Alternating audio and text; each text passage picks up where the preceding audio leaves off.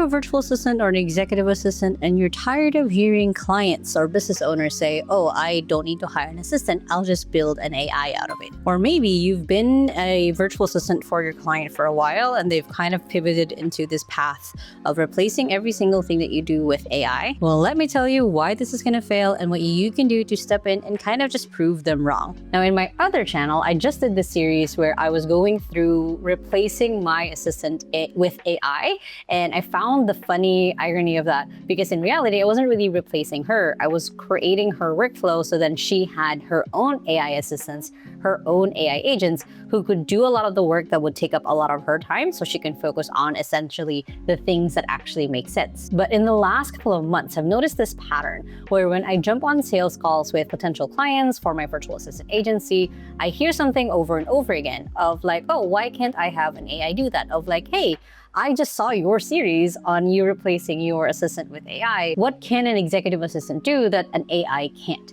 And I find these conversations very, very interesting because it really misses a big point where 95% of businesses that add AI into their business actually get zero return and sometimes even a negative return. And the reality of it is that a few months later, a lot of the people who come to me say like, oh, never mind, I'll just have an AI to do it instead of having an executive assistant. They end up coming back to me a few months later. And these are the 5 reasons why they do. But first of all, let's be fair. A lot of these people, they've heard over and over again of like, hey, AI can do this. Why hire a whole team of employees or an executive assistant or a virtual assistant when they can do this? And to be honest, AI got really, really good fast. A lot of people are claiming that they built an AI employee within like 45 seconds. So as a business owner, if you're watching that, you think like, hey, yeah, I want to do it. But this is where it actually falls apart. Now, first one is thinking that AI can just follow my instructions. They expect that they write the instructions once and then AI can just follow it forever. But the thing is, AI does exactly what you said, not exactly what you meant. And this is where humans,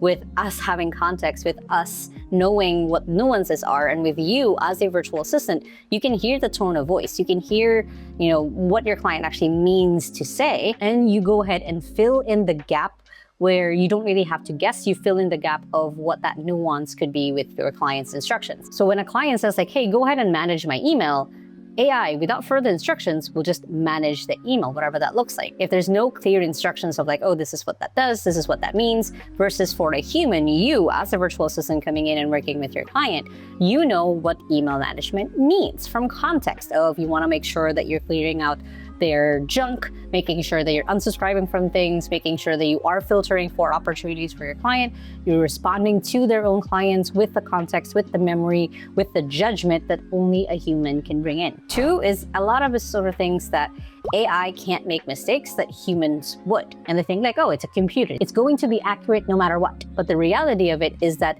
AI sometimes gets more confident the more wrong that it is, and I've seen it happen multiple times. In fact, I did a whole video of what I would usually do when AI goes wrong. The worst part is if nobody is actually checking, it goes straight to their clients.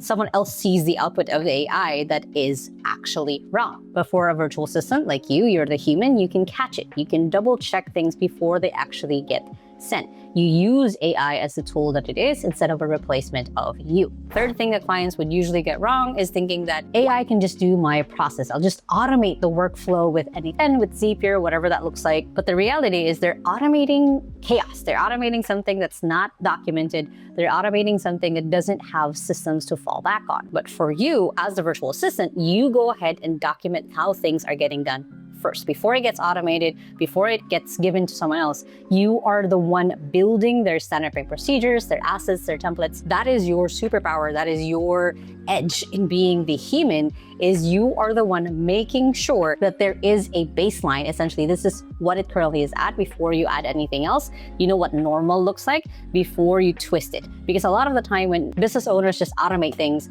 they kind of have an idea of, what a normal social media post would look like.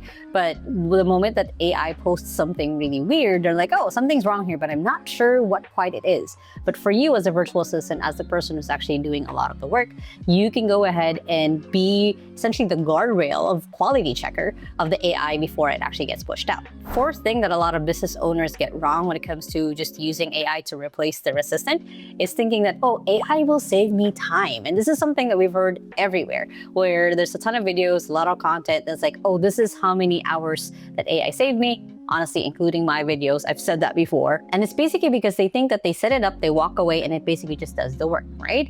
It basically, AI can do the long work that takes hours to do and does it in a couple of minutes. But what ends up happening is they end up just managing the AI in every single thing that it does, because again, it can make mistakes, it can be confident about its mistakes, and it assumes things and doesn't know how to fill out the gap. And it doesn't really do any real thinking. Versus for a virtual assistant, for a human like you, you're the one who can take the thinking off their plate, the deciding off of their plate. You're the one who's going to be actually managing their AI instead of them managing the AI themselves. And finally, the biggest thing is they think that AI can just own this for me. AI can just take over this for me. AI can have the ownership of this for me. And this is the one that actually really matters, is they think that once they've given it to the AI, that's all that they need to do. But the truth is, AI doesn't own outcomes. It doesn't notice when something goes wrong. It doesn't feel bad. It doesn't have the need to actually fix it, as nobody is accountable for these results that the business owner was hoping that AI could just fix and own. But for you, again, you are the human who can own the result, who can own the job,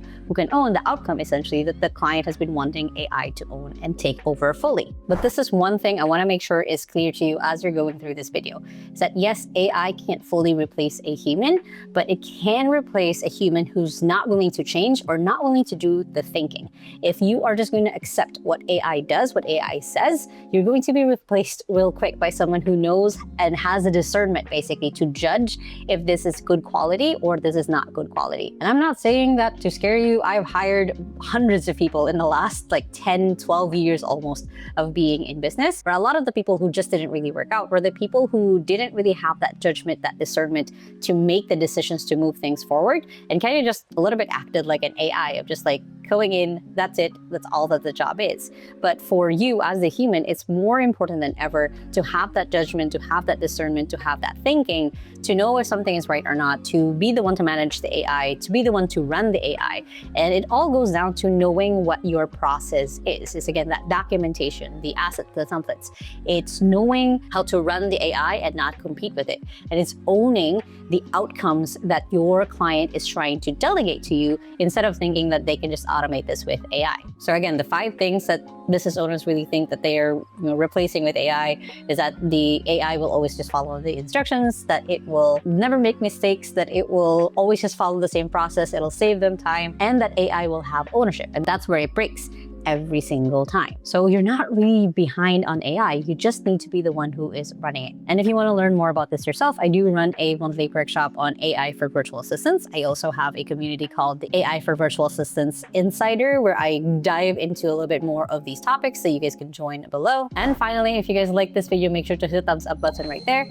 Comment below what are the things that that client ever said that they're going to replace you on with AI, but they never actually fully did. And if you still haven't yet, make sure to hit the subscribe button right there so you don't miss any videos every Sunday on how to grow your career, especially in the age of AI. If you're a business owner, I have a second channel for business and AI for you right here, or you can just check out the latest video right here. Hope you guys have an amazing and wonderful day, and with that, small steps matters, and I'll see you in the next video. Bye.